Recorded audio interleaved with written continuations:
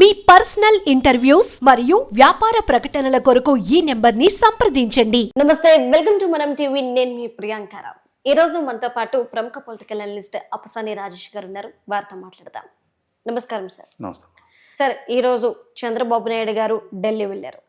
ఢిల్లీ వెళ్ళి ప్రధానమంత్రి నరేంద్ర మోదీ గారిని కలవనున్నారు. ఖచ్చితంగా ఇద్దరు రాజకీయ నాయకులు కలుసుకున్నారు అంటే వారి మధ్య సంభాషణ రాజకీయాలకు సంబంధించి ఉంటుంది. మరి ఈ నేపథ్యంలో ఏపీలో లడ్డూ వివాదం అనేది ముదురుతూ వస్తుంది.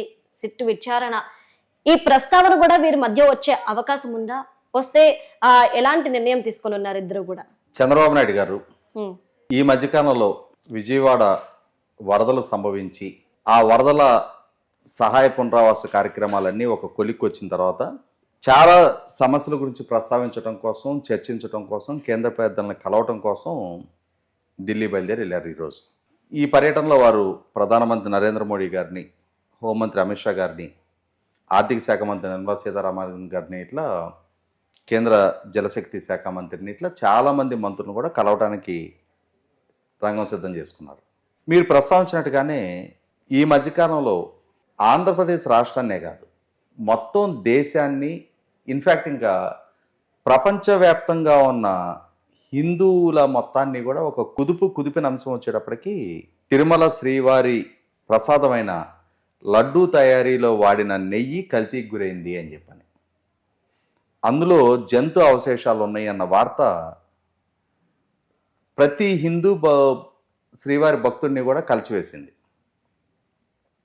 హిందువులనే కాదు, శ్రీవారి దర్శనార్థం నాకు తెలిసి చాలామంది ముస్లింలు కూడా రావటం నేను చూశా. అటువంటి ముస్లింలు కూడా ప్రసాదాన్ని తీసుకుంటారు. అందులో పంది కొవ్వు కలవబడింది అన్న వార్త వాస్తవంగా ముస్లిమ్స్ పందిని చాలా ద్వేషిస్తారు. అటువంటి వారిని కూడా కలచివేసింది. ఇటువంటి నేపథ్యంలో ఆంధ్రప్రదేశ్ రాష్ట్ర ప్రభుత్వం ద్వారా ఒక సిట్ ఏర్పాటు చేసి దాని ద్వారా విచారణ జరుగుతున్న సందర్భంలో వైసీపీ పార్టీ ద్వారా ఆ రోజు నియామకం చేపట్టబడి బోర్డు చైర్మన్గా కొనసాగిన వైవి సుబ్బారెడ్డి గారు, వైసీపీ పార్టీ ప్రస్తుత ప్రధాన కార్యదర్శిగా కొనసాగుతున్న నాటి additional advocate general Ponnavuru Sudhakar Reddy garu, Subrahmanya స్వామి వంటి వారు సుప్రీంకోర్టులో కేసు ఫైల్ చేస్తున్న నేపథ్యంలో గత వారం సుప్రీంకోర్టులో కేసు విచారణ జరిగి సుప్రీంకోర్టు ద్వారా ఒక స్వతంత్ర దర్యాప్తు సంస్థ ద్వారా విచారణ జరగాలి అని చెప్పని ఒక తీర్పు రావడం జరిగింది. సిబిఐ డైరెక్టర్ ప్రవీణ్ సూద్ గారి పర్యవేక్షణలో ఇద్దరు సిబిఐ అధికారులు, ఇద్దరు ఆంధ్రప్రదేశ్ రాష్ట్ర పోలీసు అధికారులు, అలాగే FSSAI సీనియర్ అధికారి ఒకరు, వీరందరూ కలిపి ఒక టీమ్గా వీళ్ళు దర్యాప్తు చేస్తారని చెప్పని ఒక స్పష్టమైన నిర్ణయం గౌరవ సుప్రీంకోర్టు ద్వారా వెలువటం జరిగింది. ఈ సందర్భంలో చంద్రబాబు నాయుడు గారు, నరేంద్ర మోడీ గారి మధ్య ఈ అంశం తప్పనిసరిగా చర్చకు వచ్చి తీరుతుంది. ఎందుకు అనంటే నరేంద్ర మోడీ గారు ఒక రకంగా భారతీయ జనతా పార్టీ మానస పుత్రిక అయోధ్య రామ మందిర నిర్మాణం.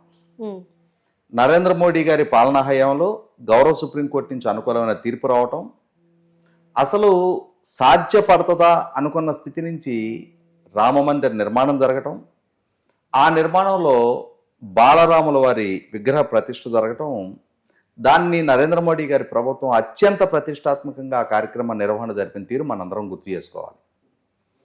అటువంటి అయోధ్య బాలరాముని విగ్రహ ప్రతిష్ఠ కార్యక్రమానికి కూడా జగన్మోహన్ రెడ్డి గారి ప్రభుత్వ హయాంలో తిరుమల తిరుపతి దేవస్థానం నుంచి 1,00,000 లడ్డూలు అక్కడ పంపించడం జరిగింది. అక్కడ హాజరైన ఆ కార్యక్రమంలో పాల్గొన్న భక్తులందరికీ కూడా ఆ లడ్లు పంపిణీ చేయడం జరిగింది. మరి అసలు శ్రీవారికి నివేదిస్తున్న లడ్డూలోనే కల్తీ జరిగింది అని అంటే, ఆ లడ్లే ఇవాళ అయోధ్య రామ మందిర ప్రతిష్ఠ సందర్భంగా కూడా పంపిణీ చేయబడ్డాయి అని అంటే, ఎన్ని లక్షల మంది, కోట్ల మంది ప్రజల సెంటిమెంటు దెబ్బతింది. ఇటువంటి పరిస్థితుల్లో అది భారతీయ జనతా పార్టీకి కూడా ప్రెస్టేజియస్ ఇష్యూనే. పారదర్శకంగా విచారణ జరగాలి, ఇటువంటి అపచారానికి పాల్పడ్డ ఎవరినైనా సరే శిక్షించాలి అని చెప్పని చంద్రబాబు నాయుడు గారే కాదు, ఖచ్చితంగా భారతీయ జనతా పార్టీ కేంద్ర నాయకత్వం కూడా అదే విధమైన భావంతో ఉంటారు. ఇక్కడ భారతీయ జనతా పార్టీకి మరింత కీలకం. ఎందుకు? హిందుత్వ ఎజెండాతోటి ఆ పార్టీ మనుగడ ప్రస్థానం కొనసాగుతూ ఉంది. ఇటువంటి పరిస్థితుల్లో ఇంతటి తప్పుకి బాధ్యుడైన జగన్మోహన్ రెడ్డి ప్రభుత్వ పెద్దల్ని, ఆనాటి టీటీడీ ధర్మకర్తల మండలి చైర్మన్లని, ఆనాటి ఈవోని ఇవాళ విచారణ సక్రమంగా జరిగి అసలు దోషులు ఎవరు అని ఎస్టాబ్లిష్ చేయకుండా కేంద్ర ప్రభుత్వం ఏదైనా ఉదాసీనత ప్రదర్శించినా రేపటి రోజున అది వారి క్రెడిబిలిటీకి సంబంధించిన అంశం. ఇక్కడ స్వతంత్ర దర్యాప్తు బృందంలో సిబిఐ డైరెక్టర్ పర్యవేక్షణలో సిబిఐ అధికారుల నియామకం జరుగుతున్న సందర్భంగా చంద్రబాబు నాయుడు గారు నరేంద్ర మోడీ గారి దగ్గర ఖచ్చితంగా ప్రస్తావించే అంశాలు కొన్ని ఉంటాయి. ఎందుకు? ఇదే సిబిఐ ద్వారా జగన్మోహన్ రెడ్డి గారి మీద నమోదయ్యిన కేసులు 11 సంవత్సరాలుగా ఆయన బెయిల్ మీద కొనసాగుతూ ఉన్నారు, కానీ ఇప్పటికీ కేసుల విచారణ ట్రయల్ స్టేజ్కి రాలా. ఇదే సిబిఐ ద్వారా జగన్మోహన్ రెడ్డి గారి చిన్నాన్న వివేకానంద రెడ్డి గారి హత్య కేసు 4 సంవత్సరాలు పూర్తిగా వస్తుంది, కానీ ఇప్పటి వరకు విచారణే పూర్తి కాల. ఇటువంటి సందర్భంలో మళ్ళీ అదే సిబిఐ డైరెక్టర్ పర్యవేక్షణలో అదే సిబిఐ అధికారుల ద్వారా ఈ కేసు విచారణ జరుగుతూ ఉన్న సందర్భంగా ఈ కల్తీ నెయ్యి విషయం ఇది కూడా ఆ కేసుల్లాగా ఎక్కడ కోల్డ్ స్టోరేజ్లోకి వెళ్ళొద్దు. కాబట్టి ఇప్పుడు నియామకం చేపట్టబడుతున్న అధికారులు, సిబిఐ ద్వారా ఎంపిక కాబడుతున్న అధికారులు చిత్తశుద్ధితో పారదర్శకంగా వేగవంతంగా విచారణ చేసే అధికారులు కావాలి తప్ప మరొకసారి జగన్మోహన్ రెడ్డి గారి ఒత్తిళ్లకు లొంగో, జగన్మోహన్ రెడ్డి గారి ద్వారా ప్రలోభపడో, ఆయన అక్రమాస్తుల కేసులో సహకరించినట్టు ఆయన చేసే తప్పులని కాపాడే స్థాయి అధికారులు ఉన్నప్పుడు ఖచ్చితంగా ఈ విచారణ కూడా పారదర్శకంగా జరగడానికి ఆస్కారం లేదు. ఇన్ని కోట్ల మంది మనోభావాల్ని దెబ్బతీసిన ఈ సంఘటనలో విచారణ వేగవంతంగా జరిగి తీరాల్సిన అవసరం ఉన్న రీత్యా చిత్తశుద్ధితోటి, అంకిత భావంతో, నిజాయితీతోటి పనిచేసే అధికారులను ఎంపిక చేయించుకోవాల్సిన అవసరం కూడా చంద్రబాబు నాయుడు గారి మీద ఉంటది. కాబట్టి ఖచ్చితంగా ఇది నరేంద్ర మోడీ గారి దగ్గర ప్రస్తావించి తీరుతారు. ఇవాళ ఎవరు అవునన్నా కాదన్నా జగన్మోహన్ రెడ్డి గారి కేసుల విచారణ ఆయనకి వ్యక్తిగత హాజరు నుంచి 3,500 కేసుల్లో మినహాయింపు దక్కింది అని అంటే, ఆయన సంవత్సరాల తరబడి విచారణకు సహకరించకుండా ఉన్నా కూడా ఆయన బెయిల్ రద్దు కాకుండా రఘురామకృష్ణరాజు గారు బెయిల్ రద్దు పిటిషన్ ఫైల్ చేసినప్పుడు కూడా సిబిఐ జగన్మోహన్ రెడ్డి గారికి అనుకూలమైన అఫిడవిట్ ఫైల్ చేసింది అని అంటే 100% ఆనాడు జగన్మోహన్ రెడ్డి గారికి పైనుంచి అండదండలు అందే కాబట్టే. ఈరోజు మారిన పరిస్థితుల నేపథ్యంలో తెలుగుదేశం పార్టీ సంఖ్యాబలం మీద ఇవాళ కేంద్రంలో ప్రభుత్వం కొనసాగుతున్న నేపథ్యంలో జగన్మోహన్ రెడ్డి గారు చేసిన పాల్పడ్డ అతి ఘోరమైన కోట్ల మంది ప్రజల మనోభావాలతో ముడిపడి ఉన్న అంశంలో మరొకసారి గతంలో లాగా కేంద్ర పెద్దలు ఆయనకి సహకారం అందివ్వకుండా చూడాల్సిన బాధ్యత కూడా చంద్రబాబు నాయుడు గారి మీద ఉంటుంది. కాబట్టి ఇప్పుడు జరగబోతున్న సమావేశం చాలా కీలకం.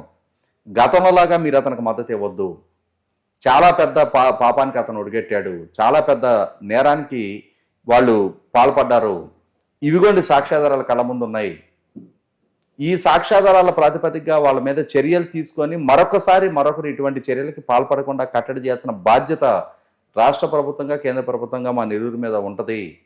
మీరు ఈ అంశంలో విచారణ వేగవంతం కావడానికి సహకరించండి అని చెప్పని చంద్రబాబు నాయుడు గారు నరేంద్ర మోడీ గారిని ఒప్పించుకోవాలి.